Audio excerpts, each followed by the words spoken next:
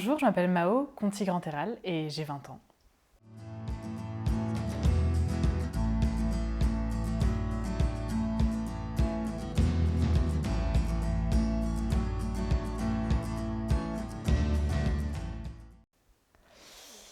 J'ai... Lorsque j'étais en troisième, j'avais une copine de ma classe qui était partie avec ISPA à l'étranger. Et en fait, elle m'a fait part de son témoignage et ça m'a donné envie à mon tour de partir.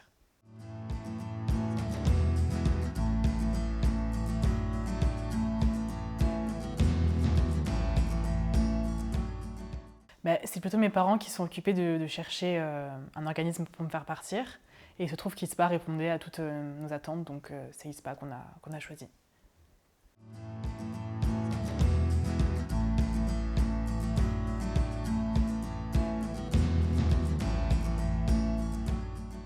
Mais j'ai eu la chance d'avoir des parents qui étaient totalement derrière moi, qui m'ont poussée à partir, qui m'ont fait comprendre que ça pouvait être la chance de ma vie de partir et être une belle opportunité pour mon futur.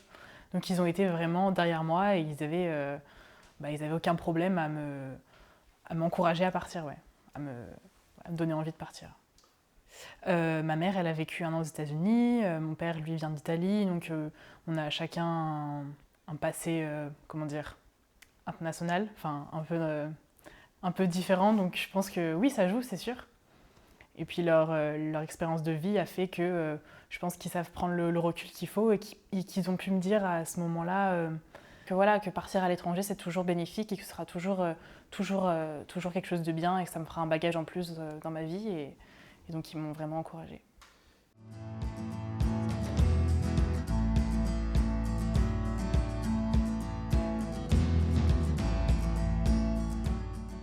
Ça m'a toujours fait rêver.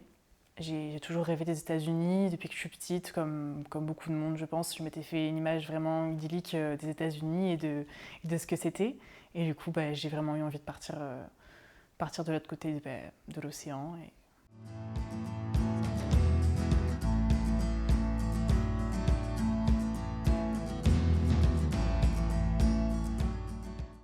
L'Angleterre, non, je trouvais ça trop proche, trop banal. J'étais déjà allée, j'avais envie d'aller ailleurs. L'Australie, pourquoi pas? Franchement, j'aurais été partante pour l'Australie. Après, c'est sûr que l'Australie, c'était plus d'heures de voyage pour s'y rendre, plus d'heures de trajet. Les États-Unis, c'était le bon compromis, en fait.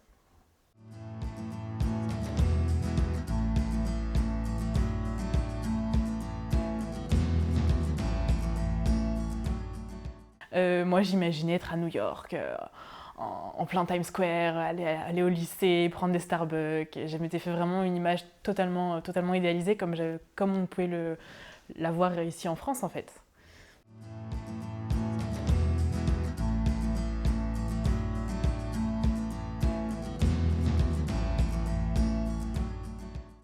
J'ai vraiment eu des super contacts.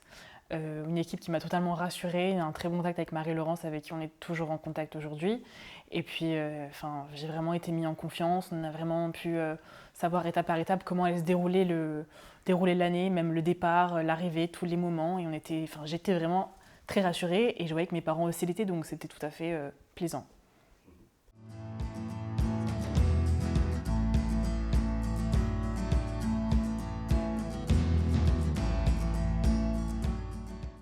Je pense leur réactivité, dans le sens où si j'avais la moindre question, je pouvais me sentir libre de leur écrire et qu'ils me répondaient toujours au mieux et toujours le plus rapidement possible, toujours en ayant un esprit de bienveillance envers moi et c'est ça qui m'a vraiment le plus plu, c'est ce côté humain. Tout est calculé d'avance, tout est prévu. On a des premiers rendez-vous pour se rencontrer, rencontrer l'équipe, et on a des contacts par mail, on a fait des réunions avec les autres membres les autres élèves qui vont partir. Et en fait, au fur et à mesure, on nous explique comment va se dérouler notre départ, à quoi on pense, comment va se dérouler notre départ, qu'est-ce qu'il faut, comment on peut dire ça, comment va se dérouler le départ, ce à quoi il faut qu'on pense avant de partir, comment va se dérouler l'année, par quelle phase on va passer, par quel moment, quels vont être nos moments de joie, nos moments de tristesse, nous expliquer que tout ça c'est normal et que surtout on va en ressortir beaucoup mieux et que eux ils seront là même si on est à distance, ils seront là de toutes les façons.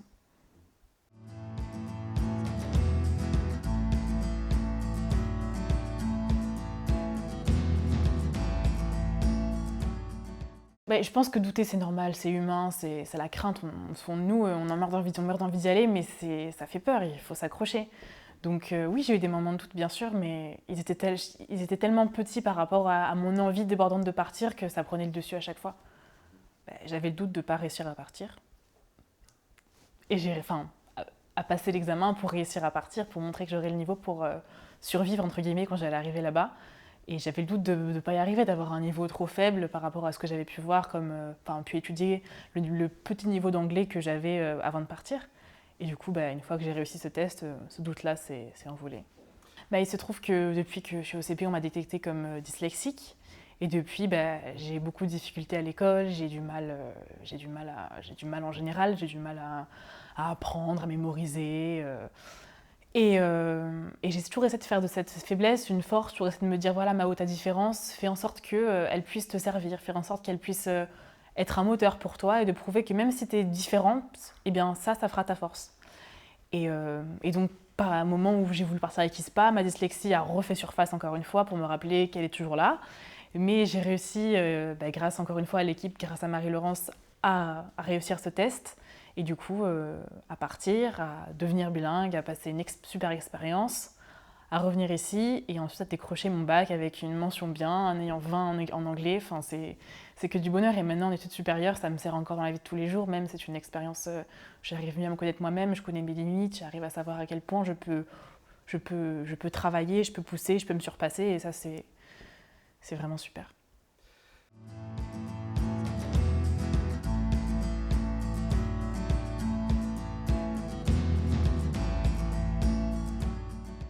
Une fois sur place, donc j'ai dû revoir mes parents. Je suis montée, j'ai un souvenir très précis, je sais pas si je peux en parler, mais j'ai un souvenir très précis d'avoir dit au revoir à mes parents à l'aéroport, d'avoir passé la sécurité et de plus vouloir y aller, de me dire je n'ai plus envie de partir, ça y est, je veux plus là, c'est horrible, je peux plus. J'ai passé 8 heures de vol à pleurer, j'ai jamais pleuré autant sans m'arrêter.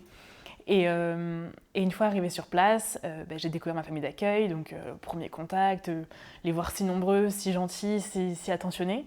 Et directement, un mail avec ISPA pour leur dire que j'étais bien arrivée, qu'ils avaient pris de mes nouvelles. Au fur et à mesure, je leur racontais comment se passait mon séjour, mes inquiétudes sur place, l'école, l'inscription, les vaccins, tout ce qu'il y avait et que je ne connaissais pas. Parce que je devais éviter au maximum de contacter mes parents, parce qu'il fallait que j'apprenne au fur et à mesure à me détacher. Et donc ISPA arrivait à faire ce lien entre mes parents, la France, ma famille d'accueil, et ils ont toujours été là.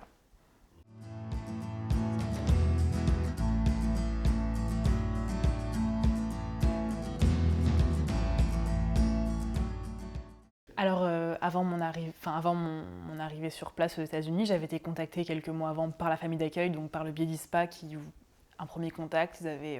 J'avais un mail d'eux qui se présentait, chaque membre de la famille, voilà. Et donc, je m'étais fait une certaine image d'eux. Je sais qu'ils étaient très nombreux, ils étaient 8 dans la famille, 3 chats, 3 chiens, enfin voilà. Et quand je suis arrivée sur place, c'était comme je l'avais imaginé en fait. Tous les enfants étaient là, la famille d'accueil était aussi, toute la famille était présente. Et ils ont été parfaits. Je ne sais pas comment les décrire autrement. Ils ont été attentifs, ils ont été tout le long présents pour moi, aimants, considérés comme leur propre fille. Directement, quand je suis arrivée là-bas, ils ont directement fixé des règles de vie, ce qui était nécessaire, et heureusement qu'ils l'ont fait, pour nous faire comprendre que voilà, maintenant, on allait nous considérer comme leur propre enfant, et qu'on devait suivre les règles de leur propre enfant, qu'il ne ferait pas de différence entre eux et nous, et que ça allait être comme ça. Et heureusement qu'ils l'ont fait parce que c'était parfait et je n'ai rien à redire. Je me suis sentie, j'avais ma propre chambre, j'étais vraiment comptée comme un de leurs enfants. Et c'est tellement généreux de leur part et tellement adorable que franchement, j'ai rien à redire sur ce point-là.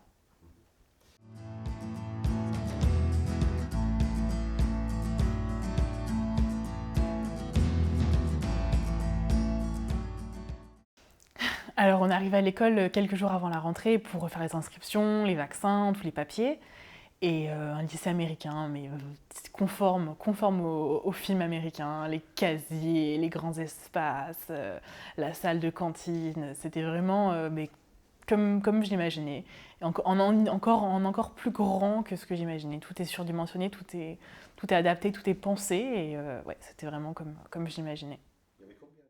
mais je préfère mille fois le système américain qui nous permet qui certes nous oblige à avoir un tronc commun de matière, mais qui nous permet une tellement grande liberté sur le choix de matière, sur l'expression, la créativité, essayer de se chercher, de trouver qui on est vraiment au fond de soi pour devenir la meilleure version de soi-même, que le système américain me paraît vraiment plus adapté, en tout cas à ma personnalité, à la personne que je suis.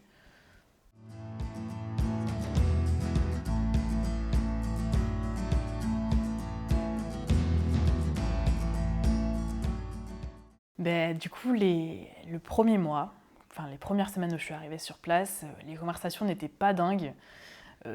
C'était plutôt eux qui me posaient beaucoup de questions, moi qui essayais de répondre. Et bien sûr, on se trompe, c'est comme ça qu'on apprend. En fait, on n'a pas le choix. On ne peut pas rester sans parler, on ne va pas rester sans parler, on n'est pas venu là pour se croiser les doigts, donc on sort, on écoute beaucoup. C'est très fatigant au début d'entendre constamment des gens qui nous parlent anglais, une langue qu'on ne comprend pas forcément. Et puis en fait, ils sont tellement patients, tellement gentils, ils aiment tellement l'accent français et ils sont tellement curieux de savoir, d'en apprendre plus sur nous que ça prend du temps, mais au bout d'un mois, on commence à capter plein de choses, des mots qui viennent automatiquement, on s'en rend même pas compte.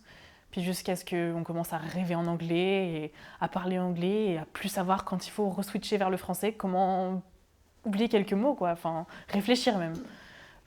J'aurais pu rester en France, aller dans un lycée, faire le CIV par exemple ici, faire un lycée international, enfin passer un bac international, mais c'est pas la même chose parce que là je suis en totale immersion, c'est-à-dire que toute la journée j'entends de l'anglais, il n'y a pas une fois où j'entends du français, et c'est même en prenant le bus, en marchant, en faisant n'importe quoi que j'entends des mots et que je capte et qu'automatiquement ça rentre dans mon cerveau, et grâce à cette immersion complète, c'est comme ça que j'ai pu apprendre l'anglais vraiment.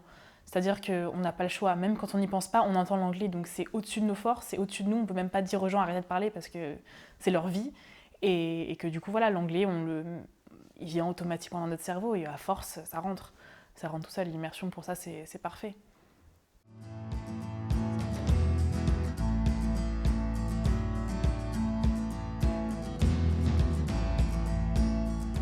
Et je suis partie en 2015, là en été 2018 je suis retournée aux États-Unis donc, pour revoir ma famille d'accueil et tous mes amis à qui j'envoie certains colis de nourriture française qu'ils adorent, que je leur ai fait découvrir, des micados de napolitains, des gâteaux, des choses françaises. Et oui, je suis toujours en contact maintenant avec les réseaux sociaux, c'est aussi simple de pouvoir se parler, se faire un FaceTime, s'envoyer des photos, prendre des nouvelles des uns et des autres. Donc oui, toujours en contact.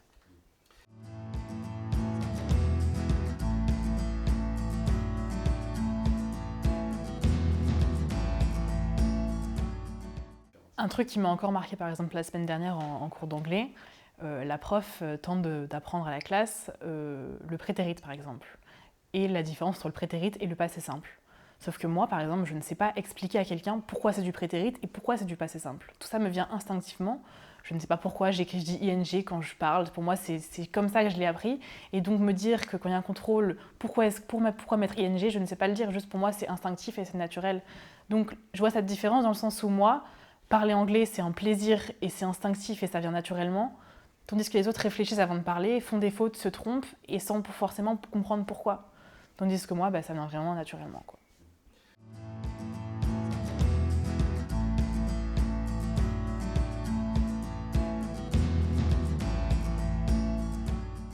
Aux États-Unis, le fait d'essayer, c'est déjà réussir, quoi. C'est ça qui est magnifique. Et qui est vraiment stimulant, je pense, pour les élèves de se dire voilà, je me suis trompée, mais j'ai essayé, donc on s'en fout, quoi, tant mieux. Réessaye encore et tu vas y arriver encore mieux, quoi. Tandis qu'en France, c'est sûr que chaque erreur est un échec, c'est vraiment catastrophique, quoi.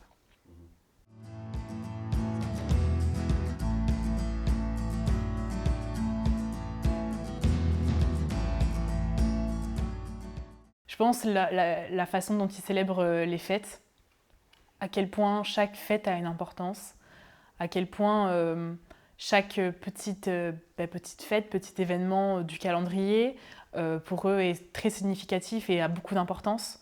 Et j'ai aimé le spirit qu'ils avaient, l'espèce de... Ouais, le fait de prendre à cœur chaque événement et de mettre... comment expliquer ça? Par exemple, si c'est Halloween, toute la maison décorée Halloween. Le fait qu'en fait, ils n'aient pas de limite dans ce qu'ils aiment et qu'ils sont prêts à tout mettre en œuvre pour fêter une occasion.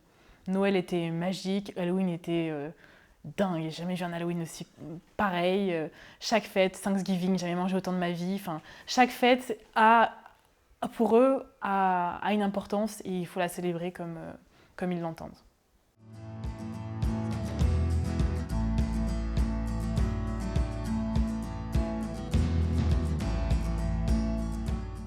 Il y a un moment où, comme ils n'ont pas de limite dans ce qu'ils font, j'avais un besoin de retrouver une nourriture saine.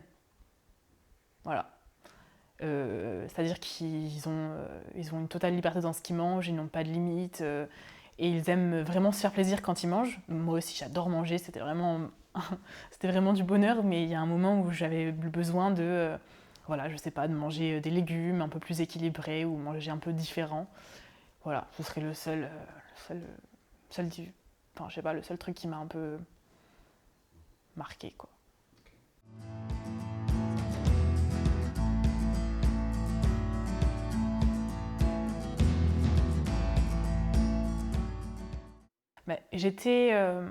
Au moment de partir et de dire au revoir à ma famille, ma famille d'accueil, j'étais complètement déboussolée, j'avais pas envie de les quitter parce que le rêve que j'avais vécu, j'avais pas envie qu'il s'arrête en fait, clairement. Mais d'un autre côté, j'avais aussi envie de rentrer en France pour pour retrouver mes parents que j'avais pas vu pendant tout ce temps-là, mes amis, mes proches. Et donc dans l'avion, j'étais tellement terrorisée en fait de plus jamais revivre ce que j'avais ce que j'avais vécu, et de retourner vers la France en même temps. Est-ce que ça allait être pareil comme dans mes souvenirs? Est-ce que ça avait changé? J'étais complètement perdue. Et donc quand je suis arrivée ici, j'étais bien évidemment contente de retrouver tout le monde, mais très rapidement, j'ai commencé à faire la comparaison entre la France et les États-Unis. C'était pour moi un choc culturel de me dire ça c'est comme ça ici, là-bas c'est pas pareil, c'était mieux là-bas. Donc voilà, ce petit moment de, de comparaison France-États-Unis, de préférence États-Unis a duré. Mais c'est sûr que quand je suis rentrée, j'avais les États-Unis en tête, quoi.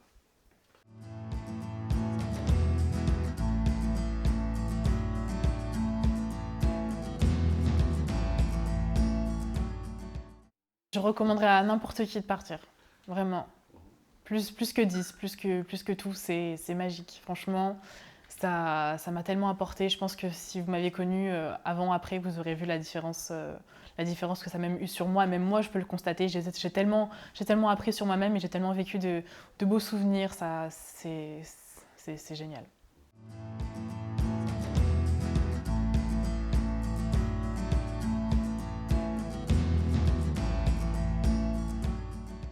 Maintenant que je suis déjà aux États-Unis, pour moi, maintenant que mon anglais est acquis, les États-Unis, pour moi, c'est fait.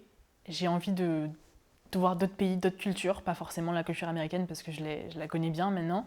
Mais oui, c'est sûr, j'ai toujours envie de partir, j'ai envie d'avoir un diplôme français et après de pouvoir partir à l'étranger et surtout découvrir encore de nouvelles cultures et de nouvelles personnes.